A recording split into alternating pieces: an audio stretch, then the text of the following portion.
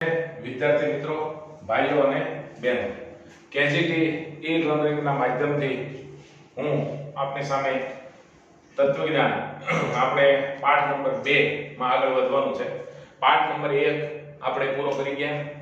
તમે લોકોએ તમામ મનોયત્નો અને સ્વાધ્યાય પહેલો લખી અને WhatsApp કરી દીધું હશે. ના કર્યું હોય તો તમામ લેસન કરી મનોયત્નો તમામ પહેલા પ્રકરણના અને સ્વાધ્યાય પહેલો કે જેની અંદર આપણે સત્યતા કોષ્ટકની સમજૂતીઓ, ત્યારબાદ વિધાનના રૂપના પ્રકાર. કેટલા છે વિધાનના રૂપના પ્રકાર? 3. બરાબર. વિધાનના રૂપના 3 પ્રકાર: તદેવાર્થક, સ્વવ્યાઘાતી અને પરાયત. આ બધી વાતો છે મિત્રો, આપણે વાગોળી છે. એનું જો હોમવર્ક બાકી હોય તો તમે મને કરી અને મોકલી દેજો મિત્રો. 14 માર્કનું એ કામ આજે આપણે પરિપૂર્ણ કરી નાખ્યું છે. અને હવે આપણે બીજા પાઠની વાત કરવા જઈ રહ્યા છે કે જે 10 માર્કનો પાઠ છે. પાઠનું નામ છે દલીલનું રૂપ અને દલીલનું પ્રામાણ્ય. દલીલનું રૂપ અને દલીલનું પ્રામાણ્ય. બરાબર. આ બધી જ વાતો આપણે આમ તો પહેલા પાઠની અંદર કરી ગયા છે. પહેલો પાઠ તમને આવડતો હશે મિત્રો તો અને તો જ આ બીજો પાઠ છે એ આવડશે, નહીંતર આગળનું આવડશે નહીં. તો આજના શુભ દિને નાગપંચમીના દિવસે મિત્રો આપણે આગળ વધીએ. નાગપંચમી છે એટલે મને સરસ મજાનો જોક્સ યાદ આવી ગયો. એક વહુએ સવારના પોરમાં એના સાસુને કીધું કે બા લ્યો દૂધ. એટલે એના સાસુ એકદમ વિચારમાં પડી ગયા. કોઈ દિવસ મને બોલાવે નહીં અને આજ વળી દૂધ આપે છે. એ તો ખુશ થઈ ગયા, પણ વળી પાછું પૂછ્યું કેમ નહીં કે બહુ તમે આજ મને દૂધ આપ્યું? તો હવે હું જવાબ આપ્યો ખબર કે બા આજે નાગપંચમી છે ને એટલા માટે. ઠીક છે, સારું. પણ દલીલનો રૂપ અને દલીલનો પ્રામાણ્ય. મિત્રો, દલીલ માટેનો રૂપ અને તેનું સ્થાનાપતિ નિદર્શન. દલીલ માટેનું રૂપ કેવું હોય અને તેનું સ્થાનાપતિ નિદર્શન કેવું હોય. હવે પહેલા પાઠની અંદર સઘળી વાતો છે એ આમ તો તમે જોઈ ગયા છો. વિધાનપરક પરિવર્તી, વિધાનપરક પરિવર્તીઓ, વિધાનપરક અચલ, વિધાનપરક અચલો, તાર્કિક સંયોગી કે તાર્કિક કારકો. બરાબર. આ બધી વાત આપણે જે જોઈ ગયા. તો આ પાઠની અંદર આપણે દલીલ, વિધાનપરક પરિવર્તી, વિધાન. તમને શરૂઆતમાં આપણે સમજ્યા હતા કે અક્ષરો હોય એનો શબ્દ બને, અક્ષરો ભેગા થાય એટલે શબ્દ બને, શબ્દ ભેગા થાય એટલે વાક્ય બને. વિધાન જેને આપણે કહીએ છીએ એ વિધાન બને. અને જ્યારે વિધાનો ભેગા થાય ત્યારે મિત્રો સરસ મજાની દલીલ બને. બરાબર ને? હું ભણાવું છું અને તમે ભણો છો. જો વરસાદ આવશે તો પાક સારો થશે, વરસાદ આવે છે તેથી પાક સારો થાય છે. તો આ બધી મિત્રો દલીલો છે. તો આના વિશે આપણે વિગતવાર વાત આગળ કરીએ. સૌપ્રથમ જોઈએ દલીલ માટેનું રૂપ. તો દલીલ માટેનું રૂપ કોને કહેવાય? દલીલ માટેનું રૂપ એટલે જેમાં વિધાનો નહીં પણ વિધાન માટેના પરિવર્તીઓ. શોર્ટમાં વિગતવાર આપણે સમજીએ તો દલીલ માટેનું રૂપ એટલે જ્યાં વિધાનો નથી પણ વિધાન માટેના પરિવર્તી. પરિવર્તી કે પરિવર્તીઓ વિશે તમે જોઈ ગયા કે A થી Z સુધીના જે સ્મોલ અક્ષર છે એને પરિવર્તી કહેવામાં આવે છે. અને તાર્કિક કારકો. તાર્કિક કારકો વિશે તો તમે બધા માહિતગાર છો. 5 તાર્કિક કારકો છે: નિષેધ, સબુચ્ચય, વિકલ્પન, શરતી અને દ્વિશરતી. 5 તાર્કિક કારકો છે.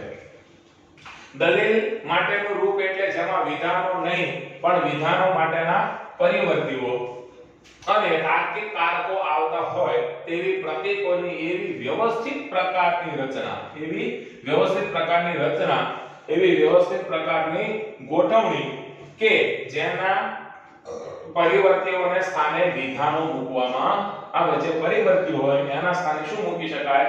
વિધાન મૂકી શકાય. અહીંયા આપણે એમ કીધું કે ખાસ પ્રકારની ગોઠવણી.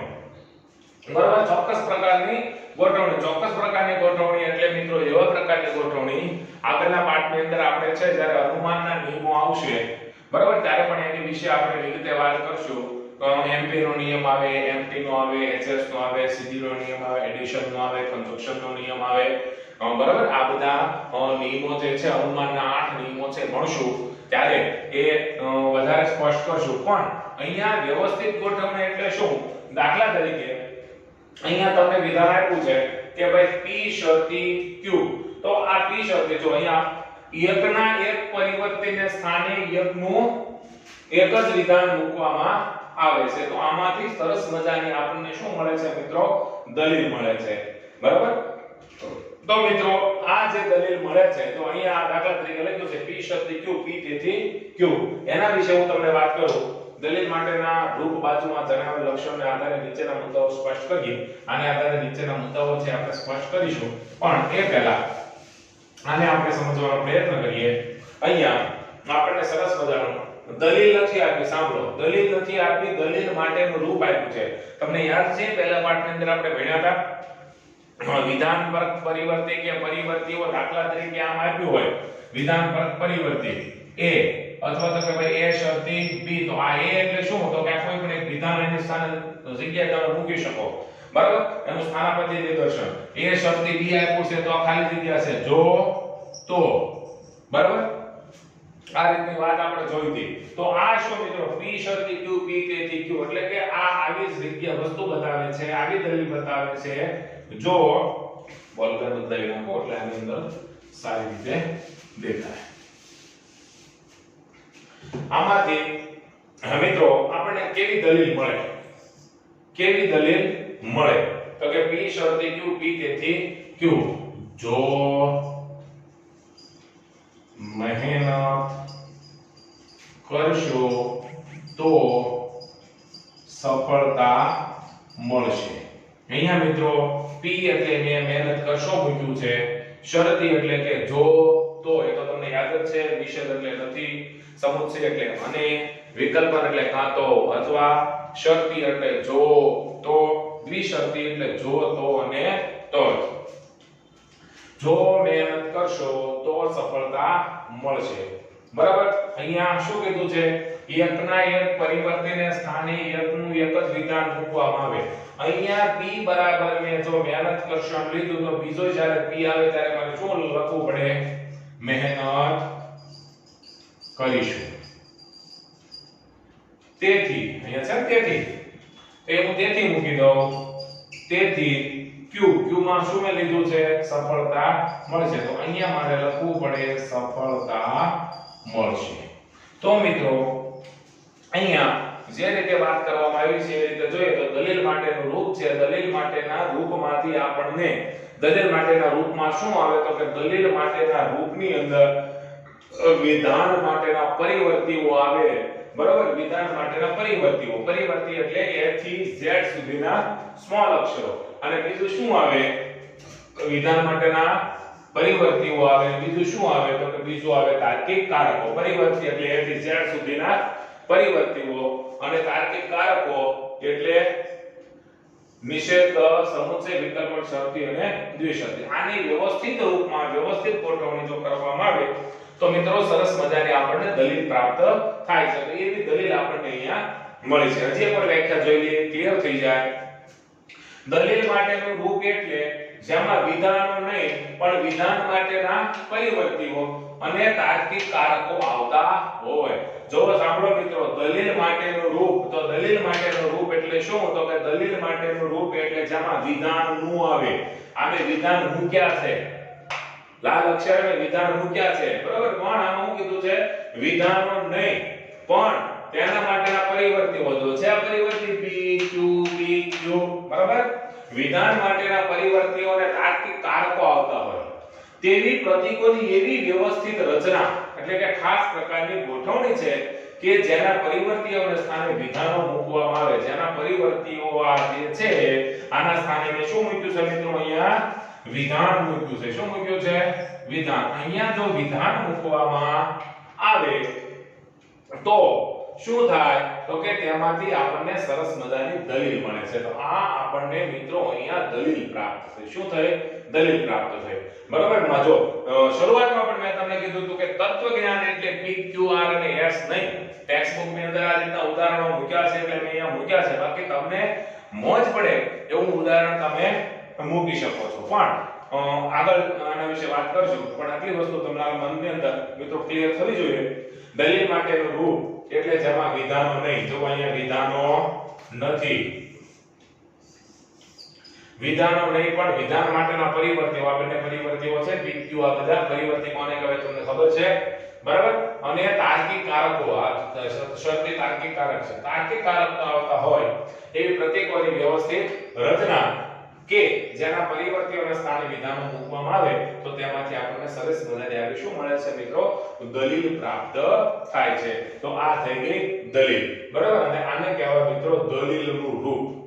દલીલનું રૂપ હતું, રૂપ એટલે કે કાચું માળખું, કાચું ફોર્મેટ, અને એ દલીલના રૂપમાંથી આપણે આ સરસ મજાની છે દલીલ મૂકી. હવે આગળ આપણે એના નાના મુદ્દા જોઈએ.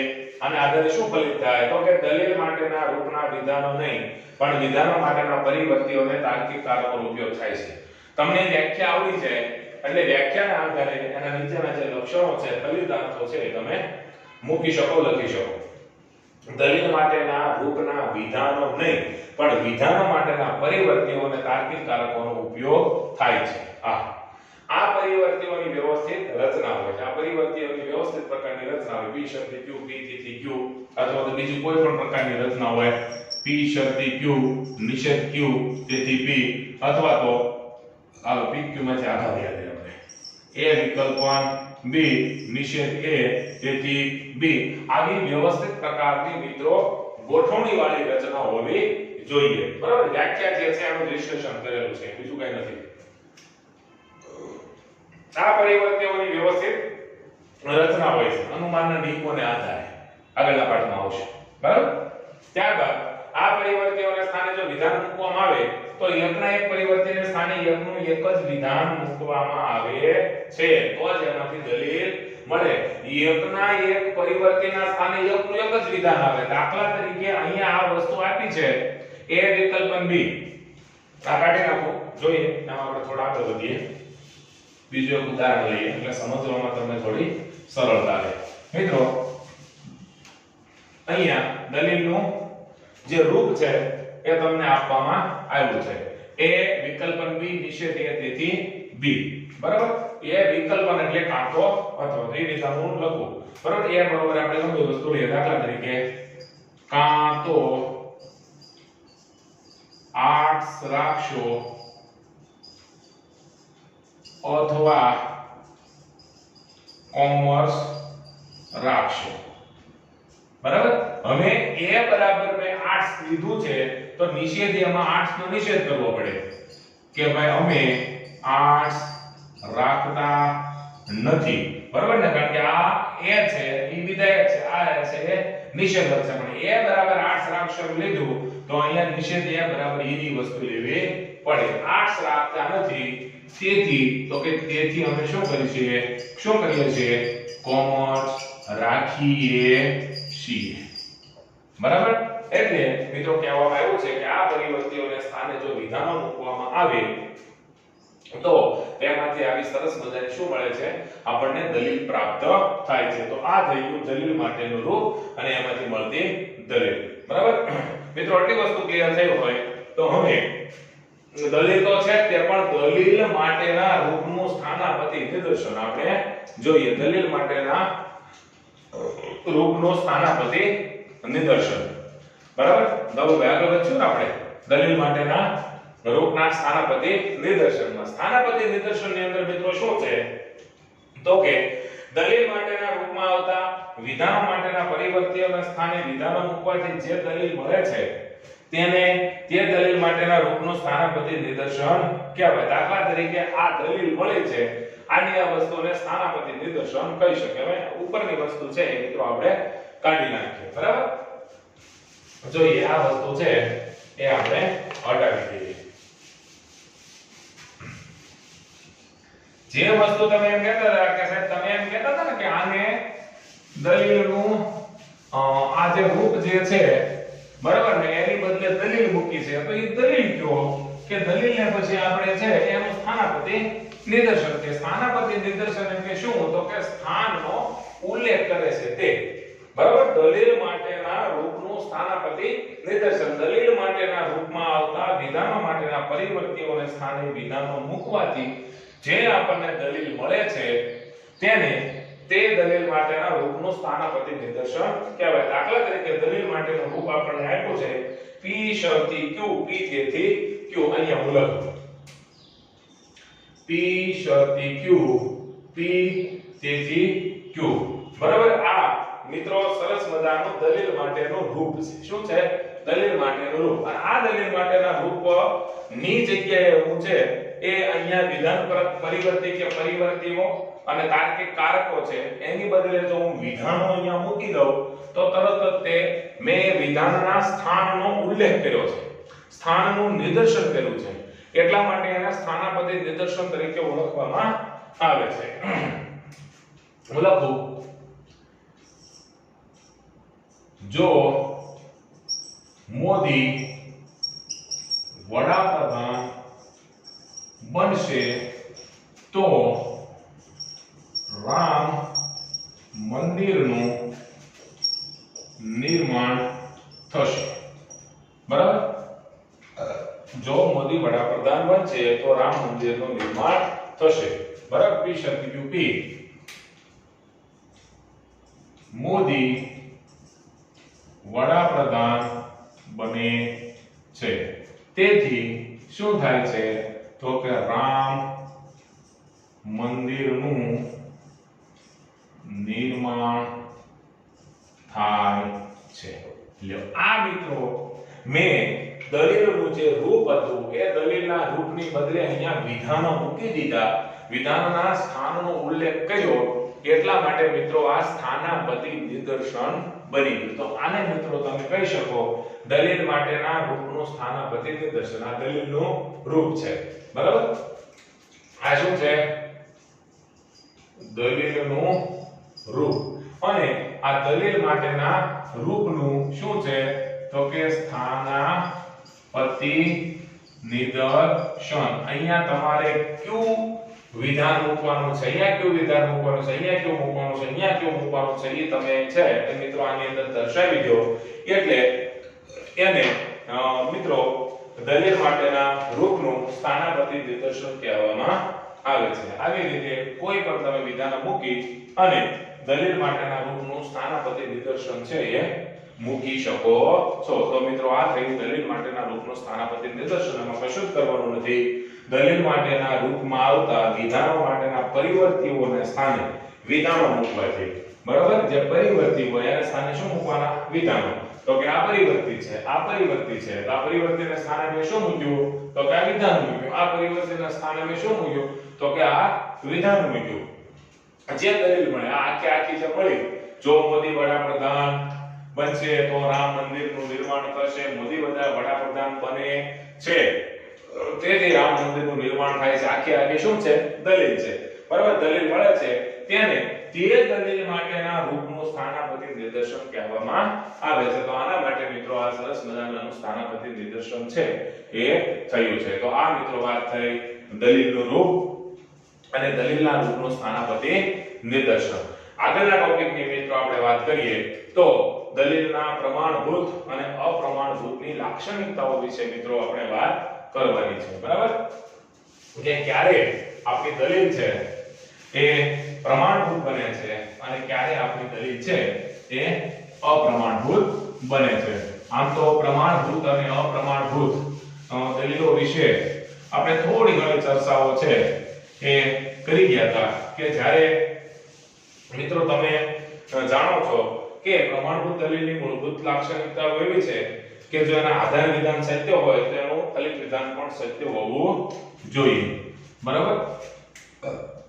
આધાર વિધાન સત્ય હોય તો તેનું ફલિત વિધાન પણ સત્ય હોવું જોઈએ.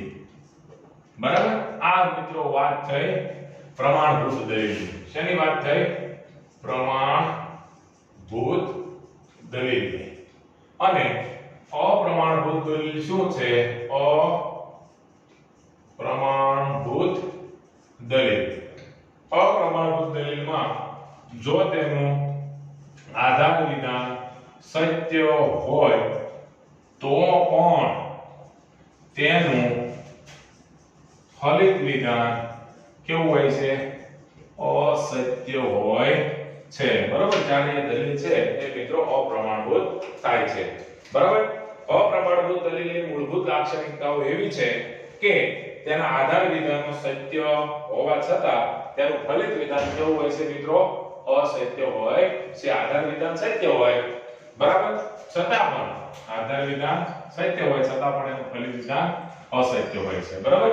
આ મિત્રો અપ્રમાણભૂત દલીલ છે. અને આધાર વિધાન સત્ય અને ફલિત વિધાન સત્ય હોય, બરાબર, ત્યારે તેને પ્રમાણભૂત દલીલ કહેવામાં આવે છે. તો મિત્રો અહીંયા પ્રમાણભૂત અને અપ્રમાણભૂત દલીલો વિશે છે એ આપણે વાત કરીએ. જો કે મનોયજ્ઞ તમારે 2.1 છે એ હવે પછી લખી નાખવાનો છે. મનોયજ્ઞના 2.1 ની અંદર દલીલ માટેના કયા રૂપમાળખાના સ્થાનાપતિ નિદર્શનો છે એ દર્શાવે છે એના વિશે તમારે વિગતવાર વાત છે એ લખવાની છે. બરાબર? એક આપણે એનું ઉદાહરણ લઈ લઈએ અને ત્યારબાદ એના જેના વિશે કે પ્રમાણભૂત છે કે અપ્રમાણભૂત છે એના વિશે મિત્રો અહીંયા આપણે વાત કરીએ. તો પહેલા સૌપ્રથમ છે એ દલીલ છે એ મિત્રો લખું છું. જો કલાપી કવિ છે તો કલાપી કલ્પનાશીલ છે.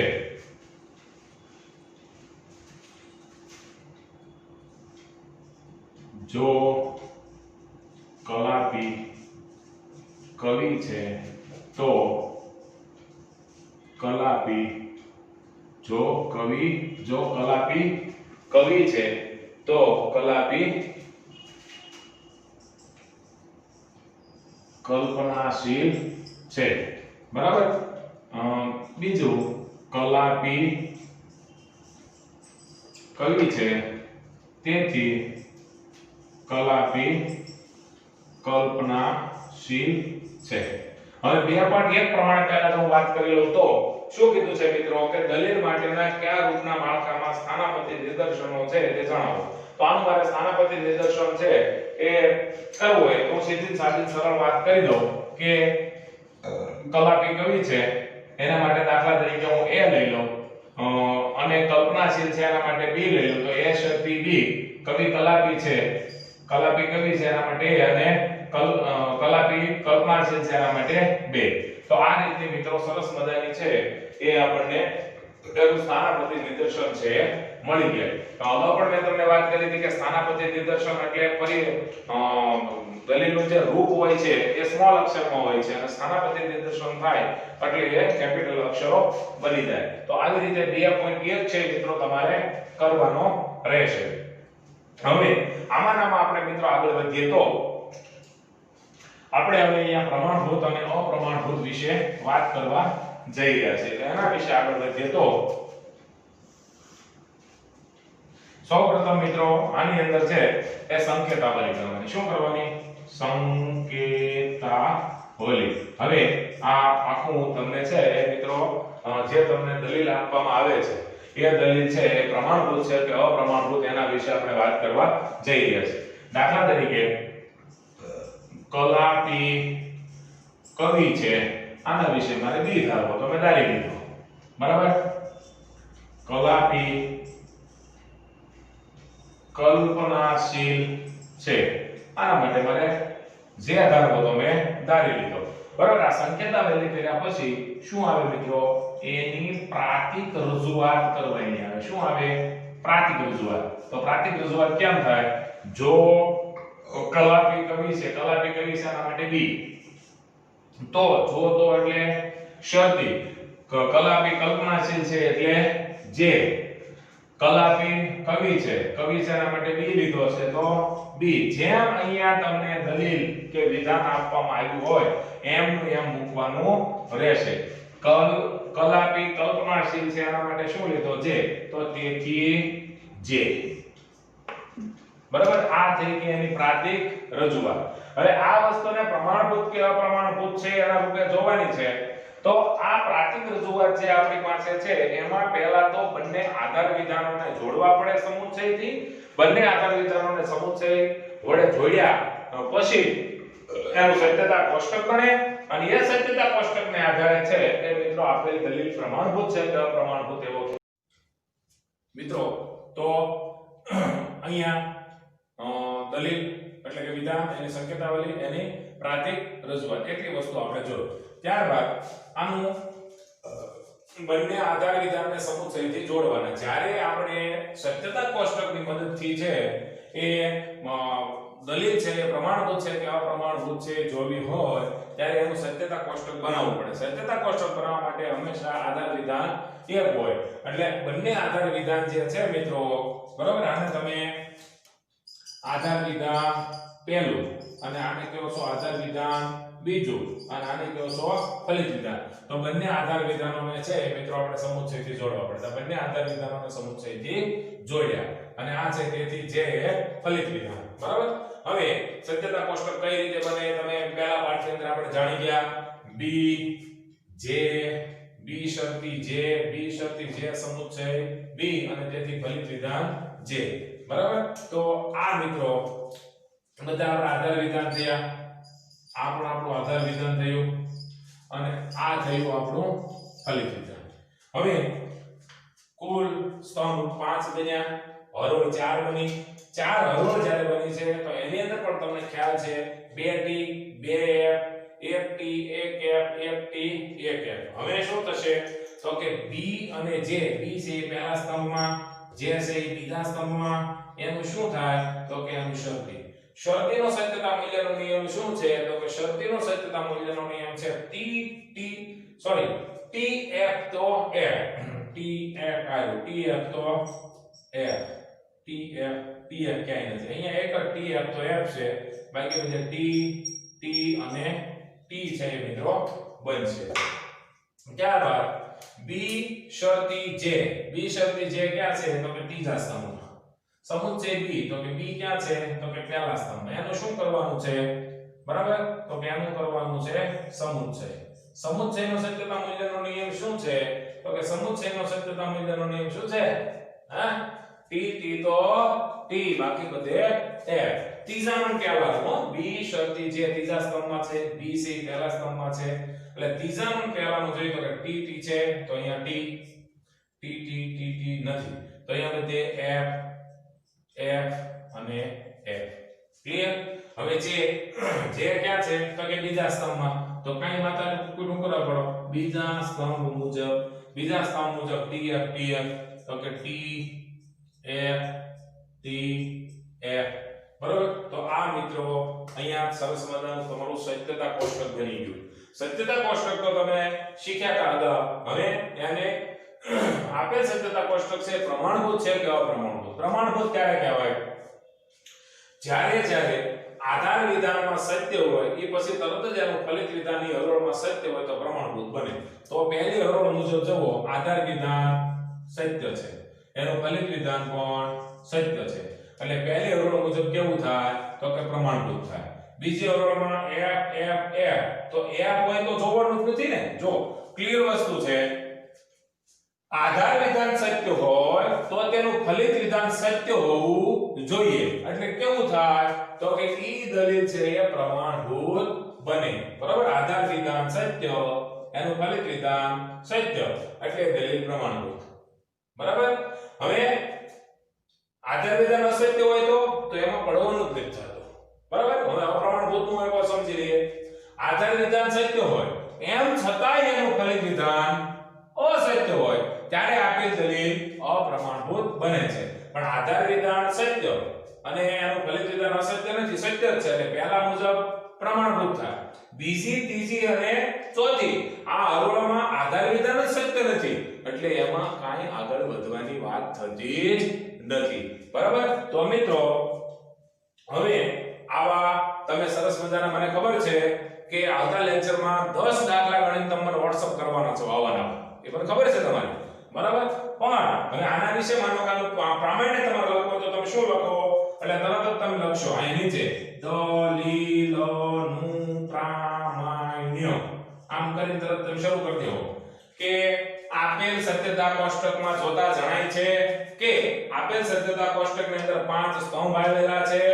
અને 4 હરોળ છે અહીંયા બી શરતી જે કૌંસ પૂરો સમુચ્ચય બી તેથી જે એ પ્રકારનું જટિલ સંયુક્ત વિધાન આપવામાં આવેલું છે. એ સત્યતા કોષ્ટકને આધારે જોઈએ તો હરોળ નંબર 1 ની અંદર આધાર વિધાન સત્ય છે, તે જ હરોળનું ફલિત વિધાન પણ સત્ય છે. બરાબર, બાકીમાં તો યાદ છે એટલે એને જોવાનું થતું નથી, એટલે એને આપણે વાતે કરવાની નથી. તેથી પહેલી હરોળ મુજબ આપેલ સત્યતા કોષ્ટક પ્રમાણભૂત સાબિત થાય છે. કેવું સાબિત થાય છે મિત્રો? પ્રમાણભૂત સાબિત થાય છે. બરાબર, તો મિત્રો આવતા લેક્ચરની અંદર આ દાખલાઓ છે તમારે 10 ગણીને લાવવાના છે, પ્રામાણ્ય કે અપ્રામાણ્ય વિશે. તમને કઈ ડિફિકલ્ટી હોય તો મને બાય WhatsApp, બરાબર, અથવા તો અહીંયા કેજીટી લર્નિંગ માં કોમેન્ટ કરી અને જણાવજો. બરાબર, જે કાંઈ પડતા હોય આપણે સોલ્વ કરશું. બરાબર, તો બસ એટલે જ આપણે રાખીએ. હેપી 7મ એન્ડ 8મ અને કેજીટી લર્નિંગ ને મિત્રો સબસ્ક્રાઇબ કરો અને સતત છે એ જોતા રહો. જય હિન્દ, જય ભારત.